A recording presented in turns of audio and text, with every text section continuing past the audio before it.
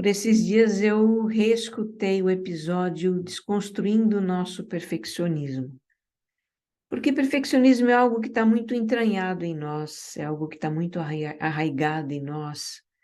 Essa nossa ideia de fazer as coisas de uma forma muito perfeita, de ficar lindo, maravilhoso, ultra, mega, master, blaster, tem um componente de perfeccionismo, é claro, nessa minha crise de produção de novos episódios, né, que eu me sinto até um pouco bloqueada, enfim, estou dando minha pausa para repensar uma série de coisas, inclusive isso, mas perfeccionismo, né, para lembrar um pouquinho do que foi o episódio, é algo que nós já temos uma certa tendência a ter, né?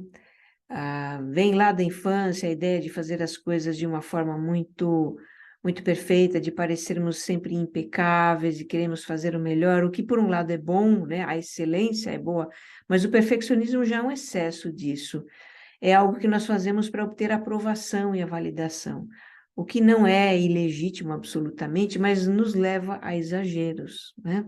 O exagero do imobilismo, de repente, né, a ideia de o medo de não fazer perfeito acaba nos bloqueando, a autossabotagem, então a gente nem começa a fazer porque acha que não vai fazer bem, então acaba não fazendo, ou seja, tem uma série de problemas que esse perfeccionismo exacerbado acarreta.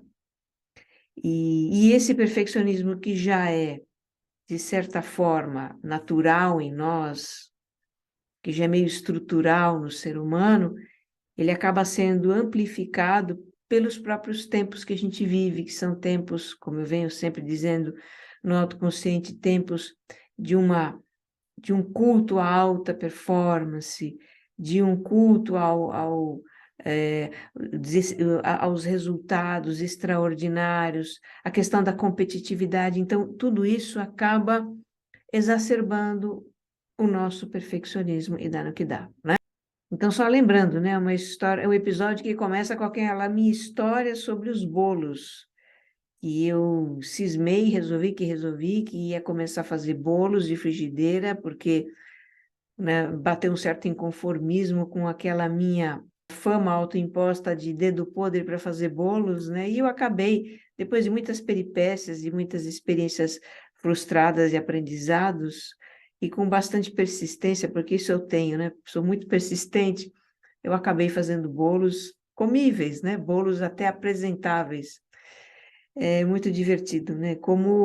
Interessante como o autoconsciente muitas vezes, né? Isso eu falo sempre, ele é motivado pelas minhas próprias experiências. Então, quando eu vivenciei aquela historinha dos bolos, me veio muito essa reflexão sobre o quanto o perfeccionismo atrapalha a nossa vida e veio daí a ideia de fazer o episódio.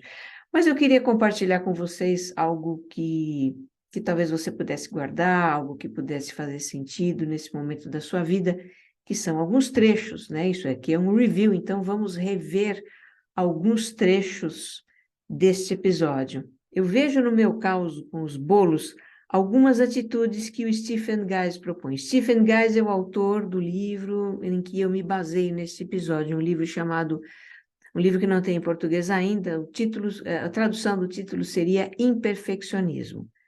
Bom, uma dessas atitudes é, em vez de pretender algo grandioso e complexo, que é típico do nosso perfeccionismo, fazer algo pequeno e simples. Eu não pretendi fazer um bolo grande nem complexo como das vezes anteriores, mas escolhi um mini bolo, simples, possível para mim. E isso já me deixou mais à vontade, não botou pressão em mim. Outra atitude, não criar expectativas. É claro que eu queria que o meu bolinho desse certo, e eu trabalhei para isso, mas baixei a bola. Eu me propus a fazer para ver no que dava. O meu foco foi muito mais em aprender a fazer bolos do que em fazer um bolo perfeito. E essa é outra atitude imperfeccionista. Foco no processo. Eu estava mais interessada em aprender o processo de fazer um bolo de frigideira do que com o resultado. Por isso, os meus resultados, entre aspas, imperfeitos, não me desanimaram. Eu estava aprendendo. É impressionante como essa mudança de foco do resultado para o processo energiza a gente, dá vontade de prosseguir experimentando e aprendendo. Outra atitude que ele propõe seria talvez o equivalente ao que a gente chama de feito é melhor que perfeito. Na perspectiva perfeccionista, vemos os nossos resultados como se numa escala de 0 a 10. E isso faz a gente se preocupar em não errar, porque o erro nos impede de atingir o 10. Já na perspectiva feito é melhor que perfeito, temos um sistema binário, 0 e 1. 0 é fazer nada, e 1 é fazer algo. Se não fizer nada, você fica no 0.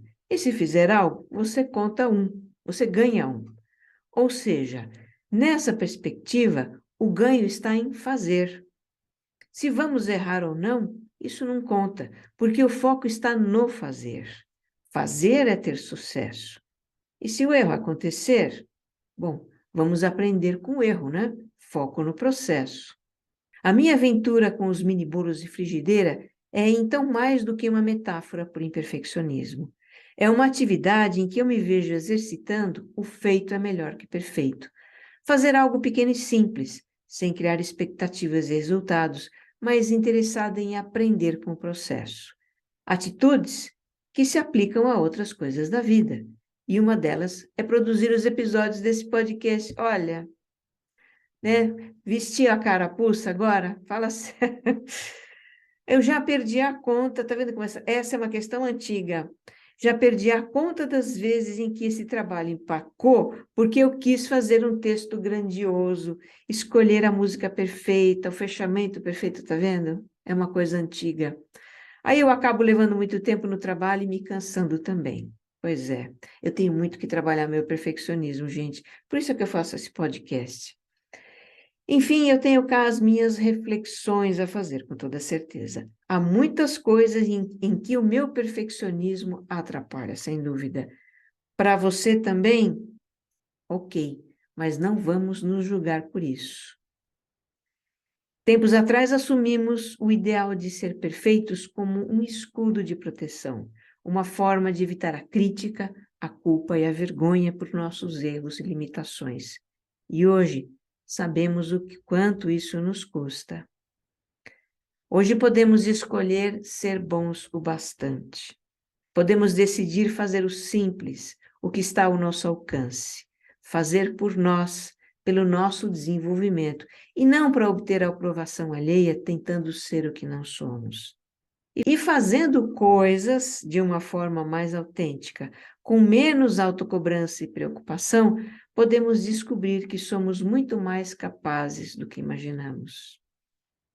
Pois é, temos muito, e eu me incluo, sou a primeira a trabalhar nessa questão do imperfeccionismo. Então, vamos refletir sobre isso, essa mensagem que eu deixo aqui para a nossa semana. Que você esteja bem. Um abraço.